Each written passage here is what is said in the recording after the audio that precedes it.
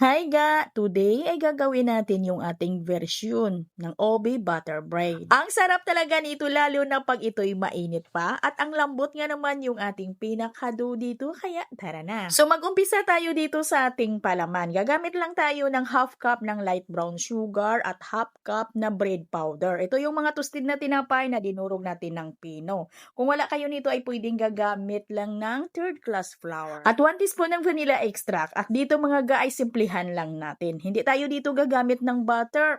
Margarine lang yung gagamitin natin na half cup. Pwede talaga kayo gagamit dito ng butter. Pero ito yung aking version. Kaya margarine lang yung gagamitin ko. At haluin lang natin ito ng mabuti until well combined at iset aside. So dito naman tayo sa ating pinaka-dough. Gagamit lang ako dito ng 500 grams or kalahating kilo ng first class flour. Pwede kayong gagamit dito ng all-purpose flour. Lagyan ng half tablespoon ng yeast at maglagay ako dito ng 1 teaspoon ng bread improver.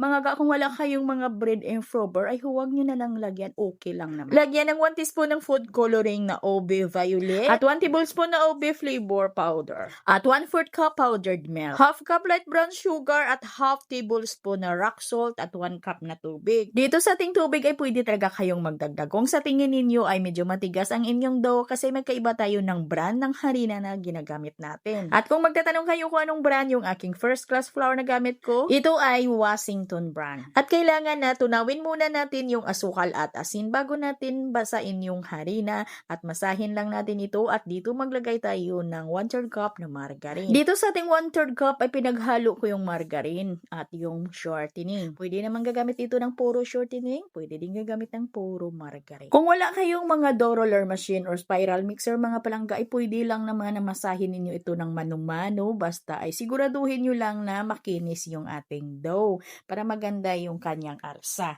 Itong aking dough ay pinadaan ko ito sa dough roller machine ha. At agad ko na idin itong pinutol sa 30 grams lang. At figurahin ko muna ito lahat bago lagyan ng palaman. At dahil malambot lang naman yung ating dough ay pagkatapos ko yung pinigura ay agad ko na huyang nilagyan ng palaman. At ipalubog natin ito sa bread powder or ito yung ating homemade breadcrumbs na mga tinapay na toasted na dinurog natin ng pino. At isirado lang natin ng mabuti yung ating dough. At yung ating palaman mga ga ay sakto lang talaga sa ating dough na 500 grams. At palsahin lang natin ito ng 1, 2 hanggang 3 oras depende sa ating room temperature. At ito mga ga ay pinalsa ko lang ito ng 2 oras at niluto ko ito sa may preheated oven na 180 degrees Celsius sa loob lang ng 15 minutos.